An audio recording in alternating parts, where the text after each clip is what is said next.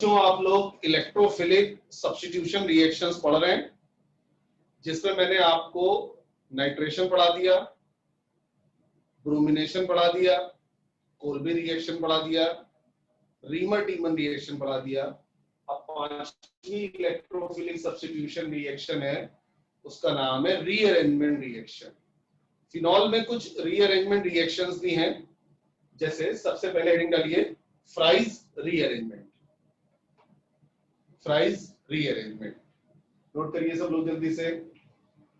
तो ये reaction number 4 का 5th पार्ट है, रीअरेंजमेंट रिएक्शन। और रीअरेंजमेंट में ये फर्स्ट है, फ्राइज रीअरेंजमेंट। इसमें हम लोग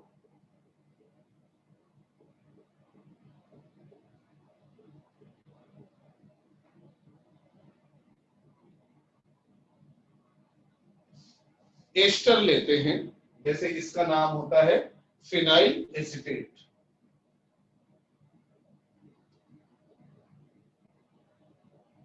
ये फिनाइल एसीटेट है। आप ध्यान से देखिए, O से कौन जुड़ा हुआ है? फिनाइल। और CH3COO क्या होता है? एसीटेट। तो जब हम इसको AlCl3 की प्रेजेंस में हीट करते हैं तो यहाँ पे इलेक्ट्रोफिलिक सब्स्टिट्यूशन कैसे होता है, देखिए ध्यान से आप लोग। आप देख रहे हैं यहाँ पे कोई रिएजेंट प्रेजेंट नहीं है। AlCl3 तो बस कैटलिस्ट होता है, लुईस एसिड होता है। तो होता क्या है, हाई टेम्परेचर मतलब थोड़ा सा टेम्परेचर बढ़ाने पर एस्टर में क्लीवेज हो जाती है। ये एस्टर ब्रेक हो जाएगा। आपने पढ़ा भी है कि जो एसिड डेरिवेटिव होते हैं वो क्लीवेज रिएक्शन देते हैं। तो ये ब्रेक हो जाएगा। O की इलेक्ट्रोनेगेटिविटी C से ज्यादा है तो O पे माइनस आ जाएगा, C पे प्लस आ जाएगा। तो आप देखिए इलेक्ट्रोफाइल कहीं बाहर से जनरेट नहीं हो रहा है, सबस्ट्रेट के अंदर से ही जनरेट हो रहा है इलेक्ट्रोफाइल। और इसको जनरेट करने में हेल्प करेगा AlCl3 जो कि लुईस एसिड होता है। अब ये इलेक्ट्रोफाइल क्या करेगा, कहां अटैक करेगा? अरे भाई O माइनस कौन सा डायरेक्टर है? OP director. ये भी तो पुशिंग इफेक्ट लगाता है। तो ये जो इलेक्ट्रोफाइल बना है एसिल कैटायन, ये ऑर्थो एंड पैरा पोजीशन पे अटैक करता है। अब जब इलेक्ट्रोफाइल अटैक करेगा तो वहां पे जो H है वो भी तो निकलेगा, वही H प्लस निकल के O माइनस पे आके लग जाता है। कहने का मतलब ये हो रहा है कि ऑर्थो पोजीशन से H निकल के O से जुड़ रहा है और O से जो COCH3 है वो ऑर्थो पोजीशन पे आ रहा है। तो ये रीअरेंजमेंट है एसिल ग्रुप का। ये देखिए, ये ऐसे कहते हैं ऑर्थो एसिटिल फिनॉल।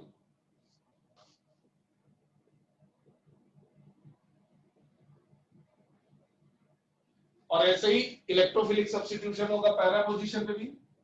यहां से H हटेगा, यहां से H हटेगा, H प्लस जाएगा O माइनस पे और इलेक्ट्रोफाइल आके इसकी जगह ले लेगा। पैरा एसिटिल फिनॉल भी जाएगा।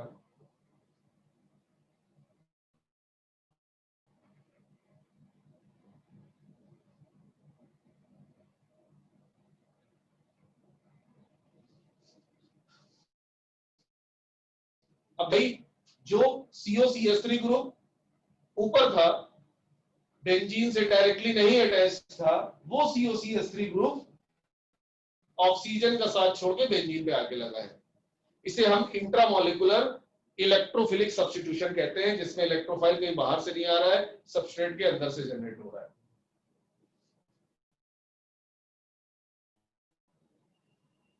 समझ आया बच्चों फ्राइज रीअरेंजमेंट?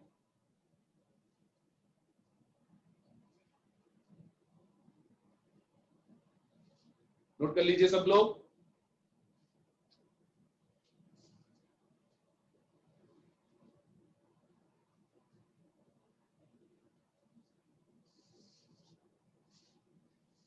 अब एक एक्सपेरिमेंटल डेटा दे रहा हूं। Ortho acetyl phenol major product होता है at temperature greater than 160 degree centigrade. मतलब हीट किया जा रहा है और अगर टेम्परेचर 160 डिग्री सेंटीग्रेड से ज्यादा है तो major product ortho acetyl phenol होगा, क्योंकि इसमें इंट्रामोलिकुलर हाइड्रोजन बॉन्डिंग हो रही है और ये बहुत स्टेबल है इंट्रामोलिकुलर हाइड्रोजन बॉन्डिंग से। लेकिन अगर टेम्परेचर 60 डिग्री से कम है,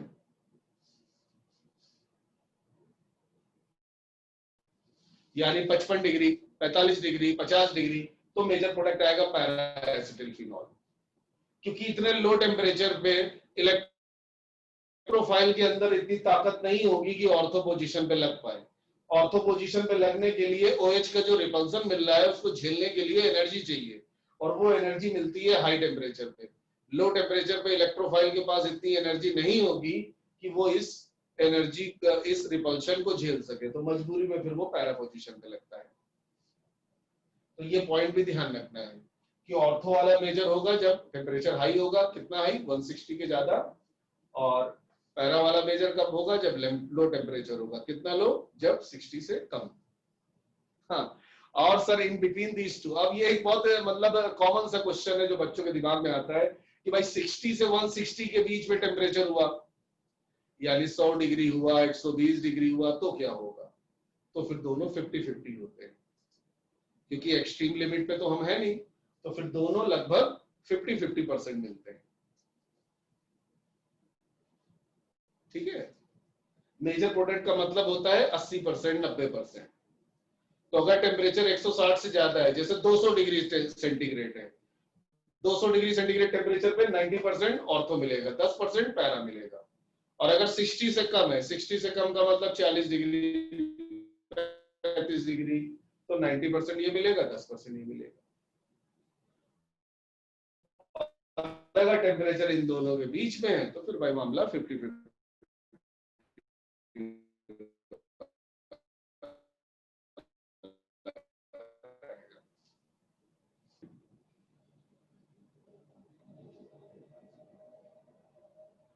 जल्दी से नोट करिए।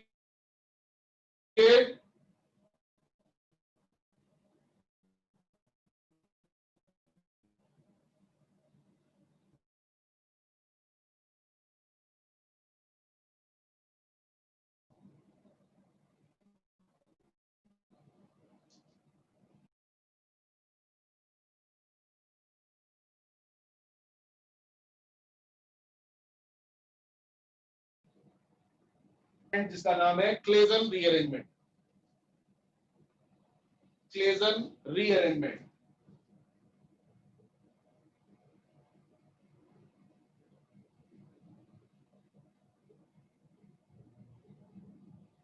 फ्राइज रीअरेंजमेंट से ज्यादा इंपॉर्टेंट क्लेजन रीअरेंजमेंट होता है।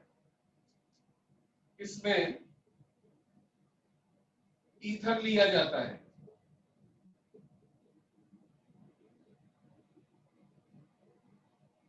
और ज्यादातर ये वाला ईथर जिसमें CH2 double bond CH group present हो, इसे एलाइल ग्रुप कहते हैं। ये एलाइल है, ये फिनाइल है, तो इसका नाम होता है एलाइल फिनाइल ईथर। तो क्लेजन रीअरेंजमेंट किसकी प्रॉपर्टी है? एलाइल फिनाइल ईथर की। जब हम इसको हीट करते हैं तो यहां भी वही चीज होती है, क्लीवेज हो जाता है O पे माइनस, C पे plus, intramolecular electrophilic substitution, ortho और पैरा पोजीशन से H रिप्लेस हो जाते हैं, और ये H चले जाते हैं O के पास, और इन H की जगह ले लेता है एलाइल ग्रुप, और हमको मिलता है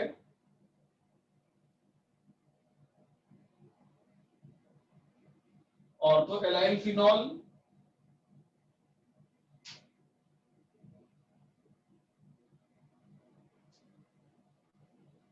और पैरा एलाइल फिनॉल।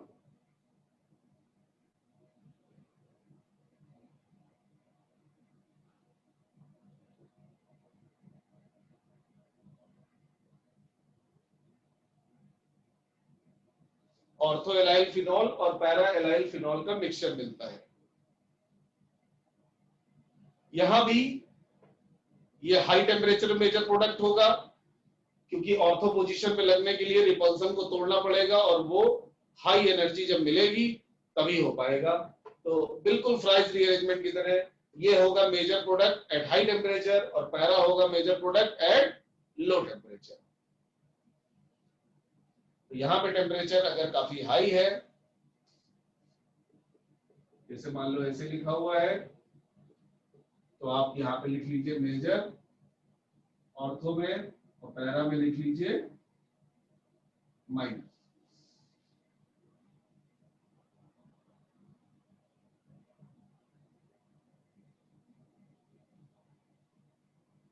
ठीक है बच्चों, क्लेजन रीअरेंजमेंट समझ में आया सबके?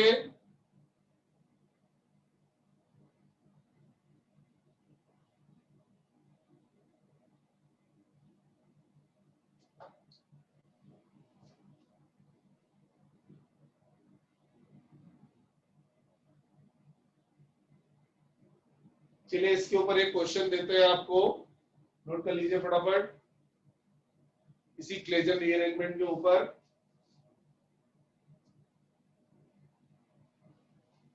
क्वेश्चन है, फिनॉल की रिएक्शन हो रही है पहले, सॉरी फिनॉल नहीं, पैरानाइट्रोफिनॉल, पैरानाइट्रोफिनॉल की रिएक्शन हो रही है पहले NaOH से और फिर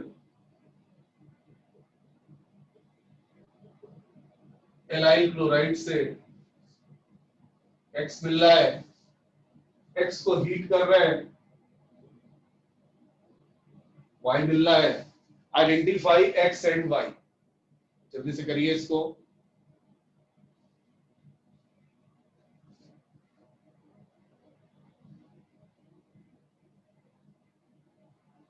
तो सबसे पहले पैरानाइट्रोफिनॉल की NaOH से रिएक्शन होगी,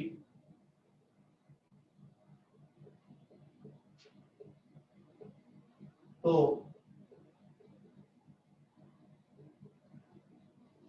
आपको ये मिल जाएगा सॉल्ट, H+ निकल जाएगा, NaOH से OH- निकल जाएगा, सोडियम फेनॉक्साइड आ जाएगा, लेकिन पैरा पोजीशन में नाइट्रो है। क्लियर? अब इसके बाद एलाइल क्लोराइड से रिएक्शन हो रही है,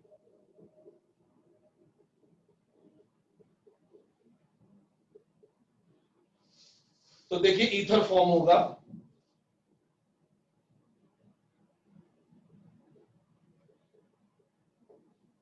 और इस रिएक्शन को ऑफिशियली हम पढ़ाएंगे अगले टर्म पे जब हम ईथर स्टार्ट करेंगे। इसका नाम होता है विलियमसन सिंथेसिस, जिससे ईथर फॉर्मेशन होता है। तो ये फिनॉक्साइड है, निक्लोफाइल की तरह अटैक करेगा, Cl- लीव कर जाएगा और Cl- लीव करके Na+ के साथ NaCl बना लेगा। तो हमको जो X मिलेगा वो होगा एक ईथर।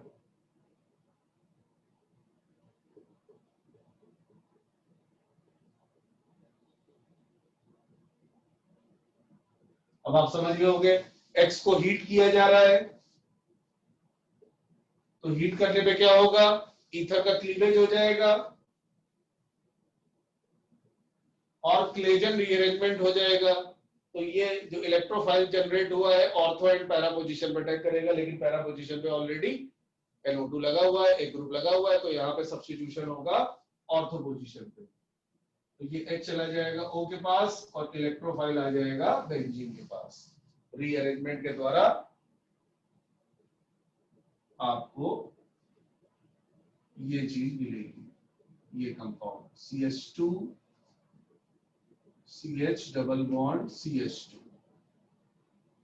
यहाँ पे, तो ये है Y। ठीक है बच्चों, समझ में आया क्वेश्चन? तो इसी के साथ इलेक्ट्रोफिलिक सब्स्टिट्यूशन रिएक्शंस खत्म हुई। दो रिएक्शन और हैं जो इलेक्ट्रोफिलिक सब्स्टिट्यूशन नहीं है,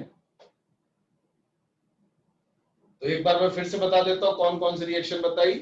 नंबर 1 मैंने बताया था पिछले टर्म पे एसिडिक कैरेक्टर, नंबर 2 मैंने बताया था सोडियम मेटल के साथ रिएक्शन, नंबर 3 बताया था रिएक्शन विद जिंक, नंबर 4 आज पढ़ाया ढेर सारी इलेक्ट्रोफिलिक सब्स्टिट्यूशन रिएक्शन, और इन ढेर सारी इलेक्ट्रोफिलिक सब्स्टिट्यूशन रिएक्शंस को पढ़ने के बाद अब स्टार्ट हो रहा है number 5, oxidation of phenol. Phenol का ऑक्सीडेशन। तो चलिए हेडिंग डालिए, oxidation of phenol.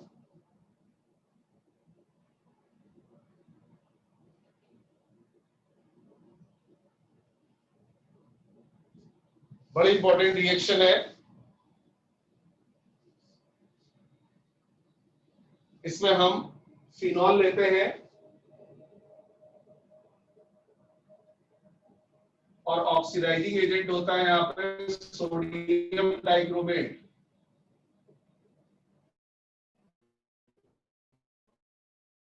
In presence of oxidising agent की प्रेजेंस में फिनॉल कन्वर्ट होता है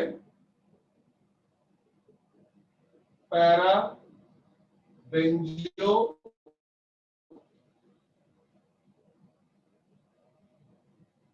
फिनोल में। ध्यान रखिएगा, डायरेक्ट क्वेश्चन पूछ लिया जाता है फिनोल, फिनॉल किसमें ऑक्सीडाइज होता है? आंसर पैरा बेंजो फिनोल में। कैसे होता है, इसकी मैकेनिज्म आपको बताते हैं। पहले याद करिए रिएक्शन, फिनॉल का ऑक्सीडेशन पैरा बेंजो फिनोल में।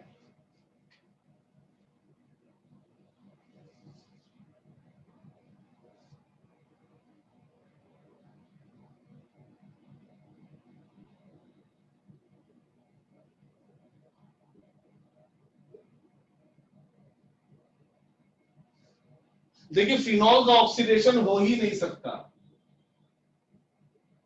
अब आप सोच रहे हो कि ये कैसी बात कर रहे हैं। देखिए ऑक्सीडेशन उसका होता है जिसके पास अल्फा हाइड्रोजन हो। आप देखते चले आ रहे हैं एल्डिहाइड, कीटोन, इन सब में आपने देखा है अल्फा हाइड्रोजन होता है। अल्कोहल में भी आपने देखा अल्फा हाइड्रोजन होता है तो वो ऑक्सीडाइज हो जाता है, लेकिन फिनॉल में ऑक्सीडाइज होने वाला कोई हाइड्रोजन है ही नहीं। तो होता क्या है, यहाँ पे जो सल्फ्यूरिक एसिड है ये एसिड कैटलिस्ट है, और इस एसिड कैटलिस्ट की प्रेजेंस में यहां पे होती है टाटोमेरिज्म, यानी फिनॉल का बनेगा कीटो फॉर्म। और कैसे बनेगा देखिए, सबसे पहले यहां से H+ निकलता है,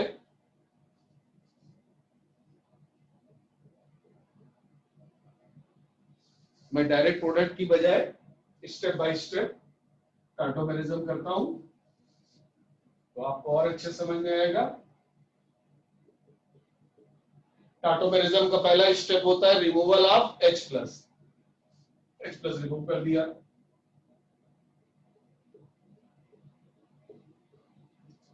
फिर उसके बाद दूसरा स्टेप होता है डिलोकलाइजेशन ऑफ नेगेटिव चार्ज। तो ये माइनस चार्ज डिलोकलाइज हो गया, डिलोकलाइज होकर ये इंटरमीडिएट मिला,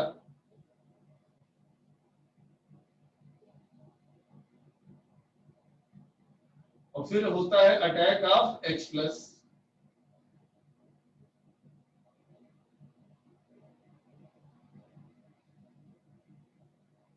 तो फाइनली ये आ गया आपका कीटो फॉर्म। तो सबसे पहले इनॉल से बनाया कीटो। समझ में आया बच्चों टाटोमेरिज्म?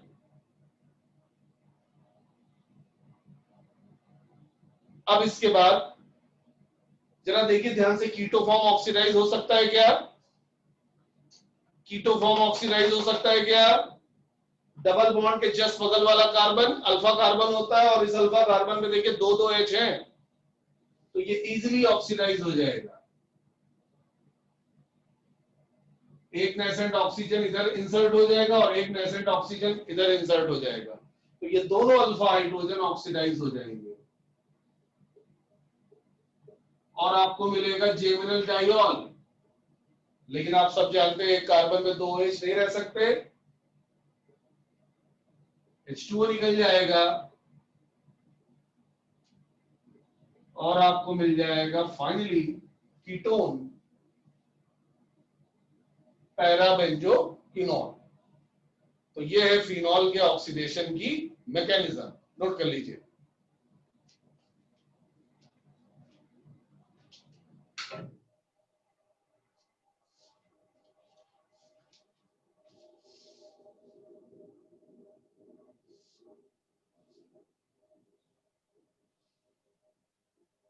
बहुत इंटरेस्टिंग मैकेनिज्म है। पहले टाटोमेरिज्म फिर ऑक्सीडेशन।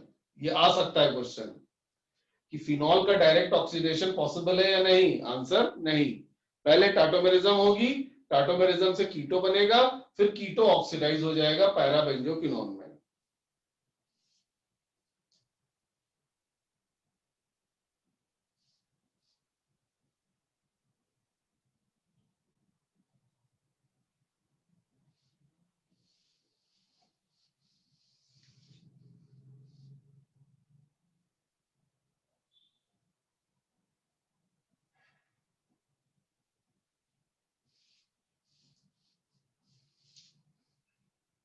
नोट कर लिया।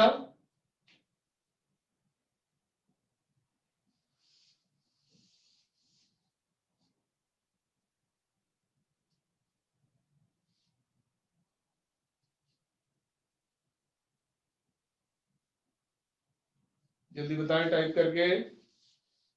बस एक रिएक्शन और बची है।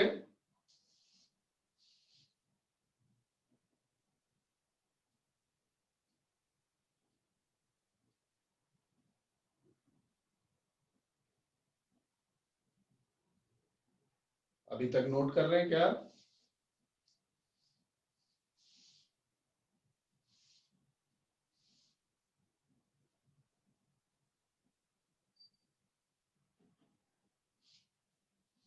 ठीक है दीपक, यस सर, दीपक ने बताया। बाकी लोग बताएं जल्दी से।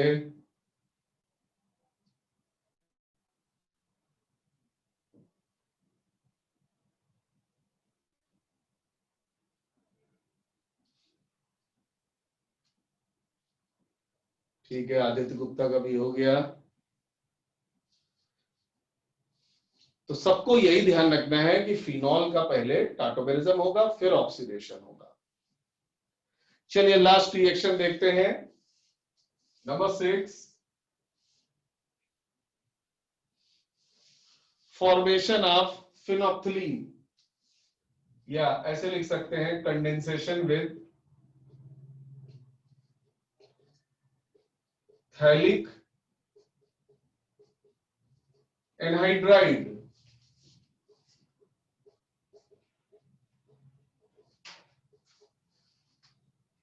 काफी इंपॉर्टेंट रिएक्शन है, थैलिक एनहाइड्राइड के साथ फिनॉल का कंडेंसेशन।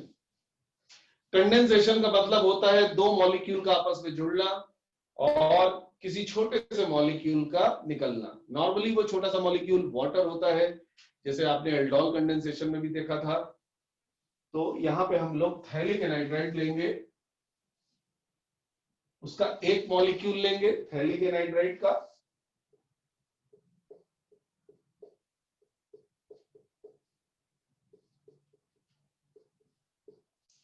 और फिनॉल के दो मॉलिक्यूल लेंगे।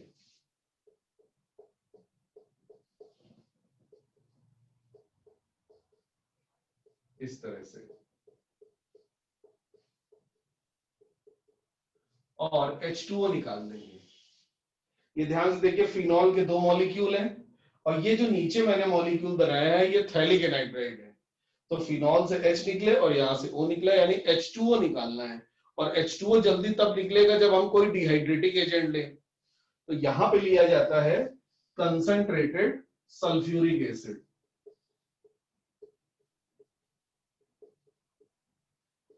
जो कि एक बहुत अच्छा डिहाइड्रेटिंग एजेंट है।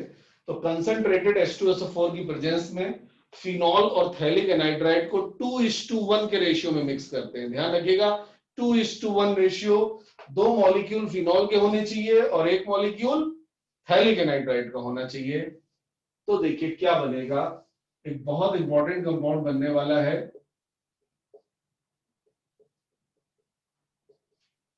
H2O निकलने के बाद ये एक इंडिकेटर होता है जो लैब में यूज होता है, इस इंडिकेटर का नाम है फिनोप्थिलीन।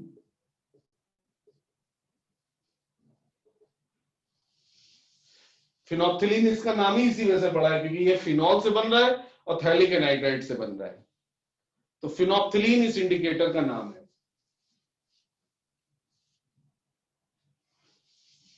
तो यहां पे लिख लीजिए, it is an indicator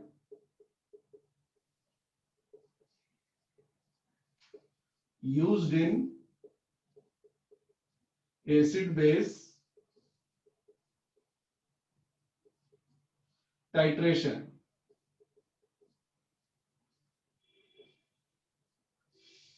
acid base titration में ये इंडिकेटर काम करता है। आपने लैब में प्रैक्टिकल किया होगा, पोटेशियम परमैंगनेट और फेरस सल्फेट का जो टाइट्रेशन होता है उसे फिनोप्थिलीन हम यूज करते हैं, जिसमें जब एंड पॉइंट आता है तो वहीं पे फिनोप्थिलीन सॉल्यूशन का कलर चेंज कर देता है और सॉल्यूशन का जो कलर है वो कलरलेस से पर्पल कलर आ जाता है। और जैसे पर्पल कलर आ जाता है सॉल्यूशन का, वहीं पे स्टूडेंट रुक जाता है कि भाई हमारा प्रैक्टिकल हो गया, खत्म हो गया, रीडिंग नोट कर लेता है।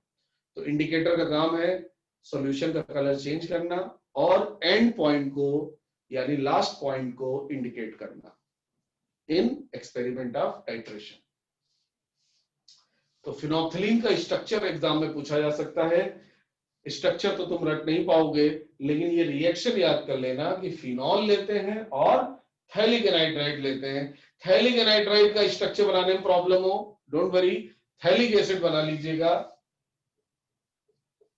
थैलिक एसिड तो सब जानते हैं, बच्चा बच्चा जानता है कि थैलिक एसिड होता है बेंजीन में 2 COOH अगल बगल, ये थैलिक एसिड है। और थैलिक एनाइड्राइड बनाना पड़े तो यहां से OH निकाल दो, यहां से H निकाल दो, यानी H2O निकाल दो और CO को O से जोड़ दो। तो थैलिक एसिड को डिहाइड्रेट करेंगे तो थैलिक एनाइड्राइड आ जाएगा। तो थैलिक एनाइड्राइड का 1 मोल लेंगे, फिनॉल के 2 मोल लेंगे, H2O निकाल देंगे, तो जो चीज बचेगी उसे हम फिनोप्थिलीन कहते हैं। समझ आया बच्चों?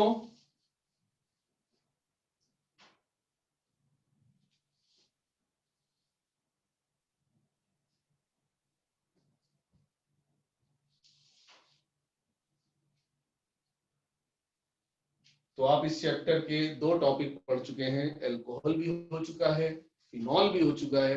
अब सिर्फ बचा है ether and epoxide. Epoxide cyclic ether होते हैं और ईथर जो नॉर्मल होते हैं वो ओपन चेन ईथर होते हैं। यानी अब इस चैप्टर में खाली बचा है open chain ether and cyclic ether, जिन्हें एपॉक्साइड कहते हैं। तो वो हम नेक्स्ट टर्म पे स्टार्ट करेंगे और कोशिश करेंगे, क्योंकि ईथर छोटा सा है, तो कोशिश करेंगे कि ईथर नेक्स्ट टर्म पे खत्म हो जाए और ये चैप्टर भी फिनिश हो जाएगा। और फिर हम आपको इस चैप्टर की असाइनमेंट देंगे करने के लिए। तो कल या परसों आपको असाइनमेंट आपके व्हाट्सएप ग्रुप में हम शेयर कर देंगे। सर हाँ सर, इसमें फिनोप्थिलीन में कायरल कार्बन एक भी नहीं है। फिनोप्थिलीन में कायरल कार्बन, देखिए क्वेश्चन पूछा है इन्होंने, फिनोप्थिलीन में कायरल कार्बन क्या कोई है? नहीं है, क्योंकि ये जो कार्बन है ये दोनों तो आइडेंटिकल ग्रुप है, तो ये कार्बन फिर कायरल है ही नहीं। अगर ये दोनों डिफरेंट होते तो ये कार्बन कायरल हो जाता। तो फिनोप्थिलीन में कायरल कार्बन नहीं है।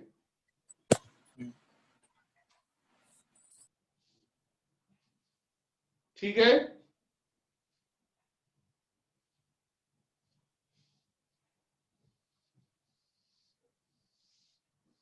हाँ टेस्ट आपका होगा और ये अल्कोहल फिनॉल ईथर का असाइनमेंट डिस्कस हो जाए तो उसके बाद टेस्ट आपका हो जाएगा।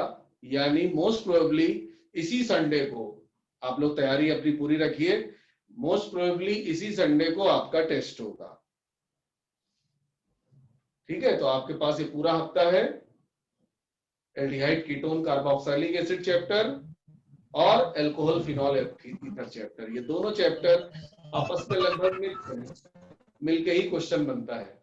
तो इन दोनों चैप्टर का टेस्ट होगा संडे को। ठीक है बच्चों, तो आज की क्लास यहीं पे वाइंड अप करते हैं। बाय सभी लोगों को।